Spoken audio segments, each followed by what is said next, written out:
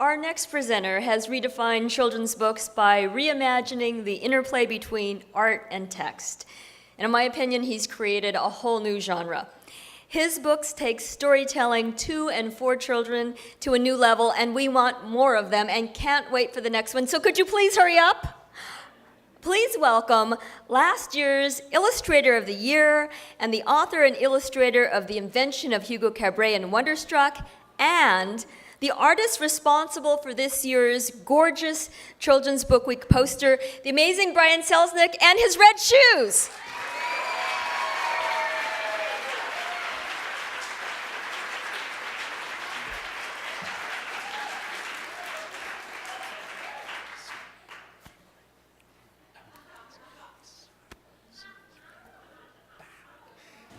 Thank you. I was very, very proud to be chosen as Illustrator of the Year last year by the Children of America, and now it's time to give this crown to the next person. The finalists for Illustrator of the Year are an incredibly talented group of people with a wide variety of skills and backgrounds. We have Ian Falconer, who designs sets and costumes for operas, theater, and ballet. We have Robin Preiss Glasser, formerly a professional ballet dancer. Hi. With the Pennsylvania Ballet. There's James Dean, and obviously a fan of sign language. James Dean, a former engineer with Georgia Power and a musician. Anna Dudney, a former waitress, furniture salesperson, daycare provider, teacher, school bus driver, and mail carrier. Mo Willems, who was an animator and stand-up comic, and Colin Firth, who is nominated as Mr. Darcy for being so sexy.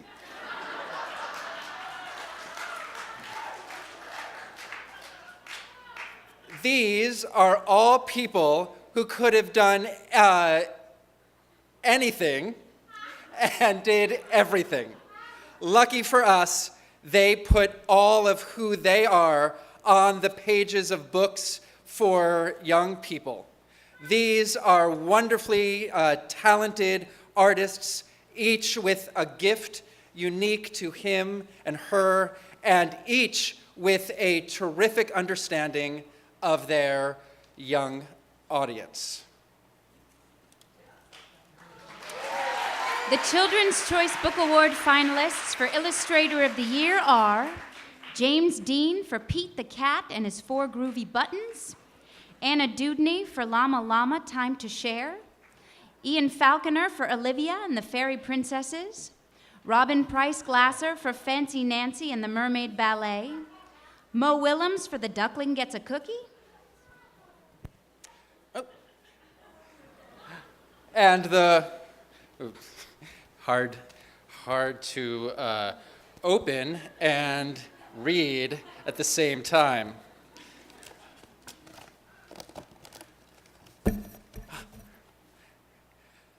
The winner of Illustrator of the Year is Robin Preiss Glasser for Fancy Nancy and the Mermaid Ballet, and she is going to look great in this tiara.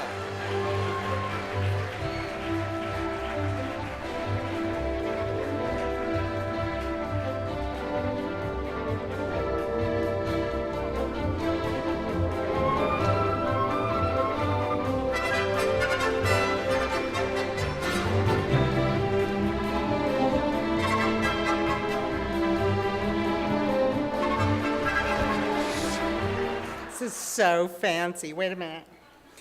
I just draw the little pictures, so I wrote something because I don't write, and just in case. Oh, God. I love you, Brian. I love you, Lisa.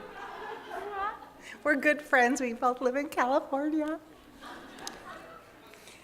I'd like to thank the Children's Book Council, along with all the children, teachers, librarians, parents, not pants, parents,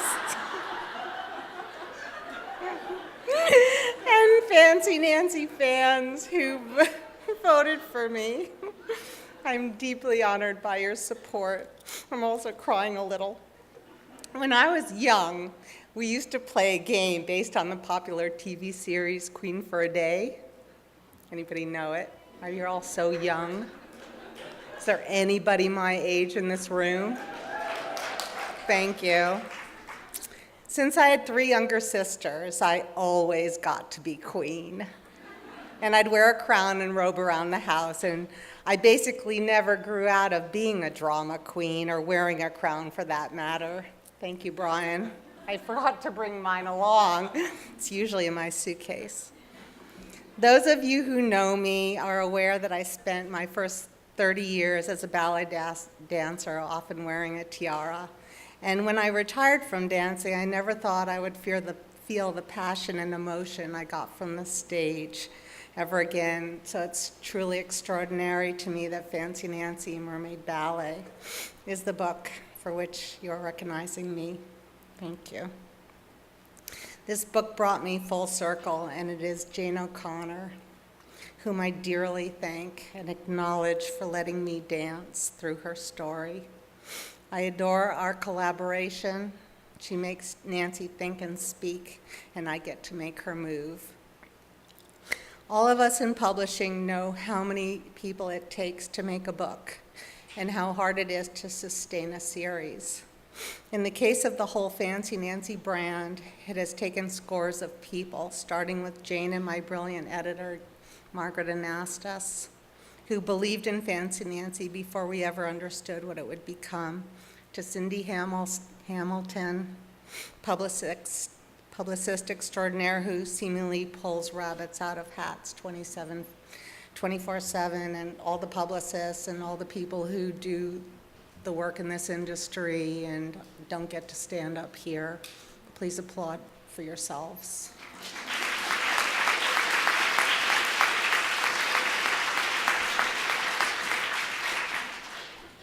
I deeply thank Susan Katz and Kate Jackson, who have supported our every challenge and stood at our backs, never wavering, for 8 years. And I'd also like to thank everyone else who worked on Team Fancy Nancy all these years. Too many to name now, but I will thank them later. Lastly, I want to thank my husband, Bob, who has championed my every dream and stood by my side through a challenging year, which started with fighting breast cancer, to this moment of honor for my work. And he is at my side tonight, coming in from California to be here as my rock and support. Thanks, Bob.